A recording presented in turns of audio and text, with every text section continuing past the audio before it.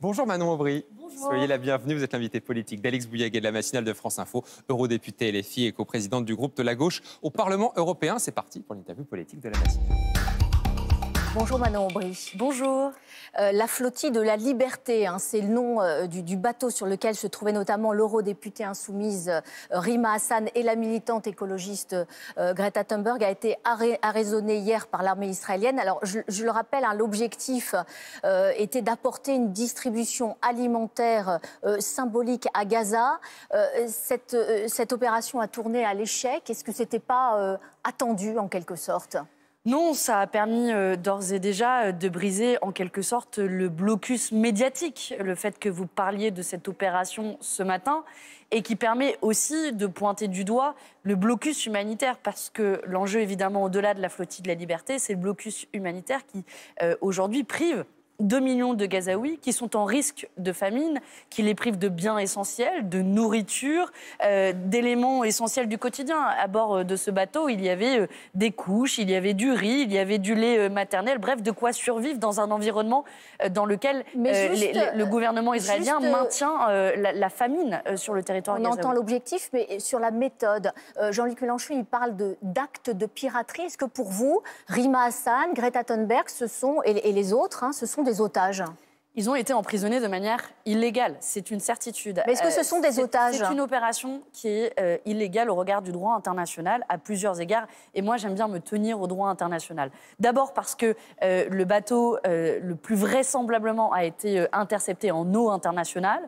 Deuxièmement, parce qu'ils ont été arrêtés alors qu'ils n'ont rien commis d'illégal, si ce n'est vouloir amener de l'aide humanitaire. Et mais troisièmement, vous savez, juste sur votre premier point, je pense que j'ai juste sur tous mes points, si vous me le permettez, et je termine juste là-dessus. Et troisièmement, c'est illégal aussi, puisque Rima Hassan bénéficie de l'immunité parlementaire qui est violée par le gouvernement israélien. Ça fait beaucoup de violations qui sont ajoutées. Sur votre premier point, Israël n'a jamais ratifié la Convention des États-Unis sur le droit des mers. Il n'est donc pas tenu de respecter ce fameux droit international qui est imposé dans ces eaux-là. Le gouvernement israélien n'est pas tenu de respecter beaucoup le droit international à l'heure où on se parle. Quand ils sont poursuivis pour crimes de guerre et crimes contre l'humanité, aujourd'hui, oui, le gouvernement israélien s'assoit sur le droit international et c'est bien là tout le problème. Et j'ajoute que les seuls qui sont poursuivis au regard du droit international par la Cour pénale internationale, c'est bien le gouvernement israélien. C'est aucun des membres de l'équipage de la flottille de la liberté. Donc moi, je le redis ce matin, j'appelle solennellement à la libération de l'ensemble de l'équipage de la flottille de la liberté et je vais même plus loin. Est-ce que vous savez qu'à bord, il y avait des Brésiliens, il y avait des Allemands, il y avait des Espagnols. Il y avait une douzaine de personnes. Exactement, et que l'ensemble des consulats de ces nationalités sont venus en aide, ont apporté l'aide consulaire, mais pas la France. Donc ce matin, je peux vous dire des dernières nouvelles. Il va falloir que je pose des questions, Manon Aubry. Mais c'est important parce que c'est plein de points qui défilent et je ne peux pas une information que vous n'avez pas. La France refuse de donner l'aide consulaire à ses ressortissants français. C'est un scandale.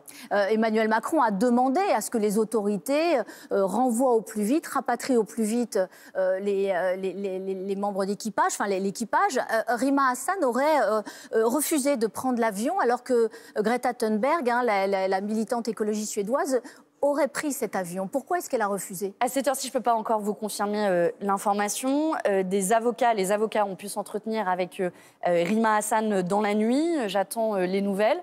Ce que je peux vous dire en revanche... C'est-à-dire que vous ne me confirmez pas aujourd'hui qu'elle a refusé de monter dans l'avion? Ce que j'imagine, et tout ça est à prendre avec précaution, ce que j'imagine, c'est que le gouvernement israélien, qui est dans une opération de propagande, demande à l'équipage de signer un certain nombre de documents pour participer à leur opération de propagande. On peut facilement imaginer que l'équipage refuse de participer à l'opération de propagande de la part du gouvernement israélien. Ce que je sais ensuite, c'est que Rima Hassan voulait évidemment rentrer par la suite le plus rapidement possible en France. Mais pour cela, et je le redis, nous attendons l'aide consulaire de la France qui ne vient toujours pas et qui, franchement, fait honte à notre pays. Le président de la République, Emmanuel Macron, parlait de honte. Ce matin, c'est lui qui fait honte à notre pays en abandonnant non seulement la flottille de la liberté, mais aussi le fait et la nécessité de briser le blocus humanitaire dans la bande de Gaza. Alors, il a évoqué une honte de ce blocus. Il a appelé à nouveau à un cessez-le-feu.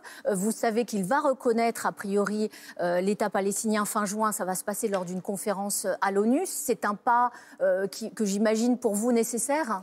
Bien sûr qu'il est nécessaire, mais j'observe quand même que le président de la République tergiverse encore. On n'a pas la certitude à 100% qu'il va reconnaître l'État de Palestine. Et puis surtout, combien de temps a-t-il fallu attendre? On est quasiment à un moment où il n'y aura bientôt plus de Palestiniens avant que l'État de Palestine soit reconnu par l'ensemble des États européens, alors que d'autres États européens, comme l'Espagne, comme la Slovénie, comme l'Irlande, n'ont pas attendu si longtemps. Et puis, je pense qu'il faut que le président de la République aille plus loin et qu'il prenne enfin des sanctions contre le gouvernement israélien, la suspension de l'accord d'association entre l'Union européenne et Israël, la fin des exportations des armes.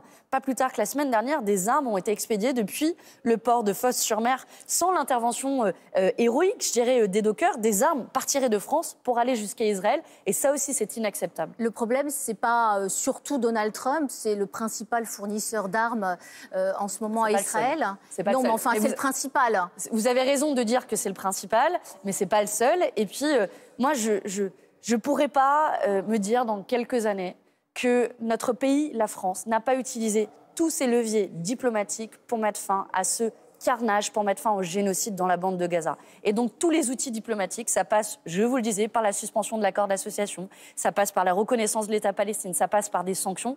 Et ça, le président de la République s'y refuse toujours. Un tout dernier mot sur Rima Hassan et sur notamment la fameuse immunité diplomatique dont vous parlez, effectivement, qui lui confère une protection contre des poursuites judiciaires notamment. Il se trouve que cette immunité ne s'étend pas non plus aux actes de militantisme ou d'activisme qui sont menés en dehors de l'exercice officiel de son mandat, ni aux activités réalisées en dehors du territoire de l'Union européenne. Donc c'est une immunité qui ne lui sert pas à grand-chose en cas d'espèce. C'est votre interprétation. On est en train de regarder d'un point de vue juridique. J'ai eu des échanges avec la présidente du Parlement européen, Roberta Metsola, qui elle aussi m'indiquait son malaise vis-à-vis des autorités israéliennes. Je me souviens, il n'y a pas très longtemps de cela, que quand le gouvernement chinois avait interdit l'entrée de députés européens, donc on ne parle même pas d'arrestation, mais l'entrée sur le territoire chinois, le Parlement européen avait répliqué avec la cessation de toute relation diplomatique avec la Chine. J'attends du Parlement européen qu'il fasse la même chose. J'ai écrit en tant que présidente de groupe hier avec mes homologues socialistes et le groupe des Verts à la Commission européenne et à la présidente du Parlement européen pour demander précisément que des actions soient prises pour garantir la protection et la libération de Rima Hassan et le respect de son immunité. Vous parliez vous parliez tout à l'heure à l'instant d'Emmanuel Macron. Hier, il a affirmé qu'il ne souhaitait pas recourir à nouveau à une dissolution. Est-ce que vous la souhaitez toujours, cette dissolution, quitte d'ailleurs à ce que le RN engrange encore davantage que ces 125 députés qui siègent aujourd'hui à l'Assemblée nationale? En même temps, Emmanuel Macron ne souhaite pas une nouvelle dissolution, mais si c'est pour procéder à une dissolution et qu'il ne respecte pas le résultat des urnes, comme il l'a fait il y a tout juste un an où le nouveau Front populaire est arrivé en tête, puis il a refusé de nommer un Premier ministre du nouveau Front populaire. C'est vrai que je me demande à quoi bon.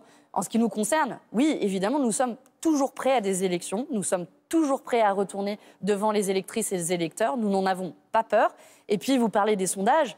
L'an dernier, à la même époque, les sondages donnaient déjà le Rassemblement national gagnant. Vous vous souvenez tous que le Rassemblement national ne l'a finalement pas emporté. Donc moi, il l'a emporté. En termes politiques, il a fait 32%. C'était la première force politique. Est-ce que c'est eux qui ont le plus grand nombre de députés à l'Assemblée nationale? Non, mais parce qu'on parle de... Là, c'est un parti, et vous parlez de coalition 27 de sondages sur gauche. 27, donnés, y compris la coalition du Rassemblement national, gagnante dans l'entre-deux tours. C'est le nouveau Front populaire qui l'a emporté. Donc je veux dire aux gens, mobilisez-vous. C'est vous qui avez le pouvoir de leur bloquer la route. Si François Bayrou se fait renverser, Fabien Roussel a déjà fait acte de candidature pour aller à Matignon. Est-ce que vous le soutiendriez? Il s'ennuie un petit peu, Fabien Roussel. C'est peut-être sa manière d'exister. Bon, je crois que... il est de gauche. Hein. Oui. Vous voulez un Premier ministre de gauche. Ça ne vous a pas échappé qu'il y a une force politique beaucoup plus forte au sein du nouveau Front populaire. Fabien Roussel a fait moins de 2% à la dernière élection présidentielle. J'ai évidemment beaucoup de respect. On a formé une alliance en commun. Mais je pense que tout ça, il faut être un petit peu sérieux. On fait de la politique de manière sérieuse. Il n'est pas sérieux, Fabien Roussel? Oh, vous savez très bien que c'est sa manière d'exister. Puis vous me posez la question en matinale suivante. C'est de bonne guerre, mais moi, là, ce qui compte, c'est comment on va changer la vie des gens, pas l'avenir politique de Fabien Roussel. Merci beaucoup, Merci à Manon vous. Aubry. Bonne journée à vous.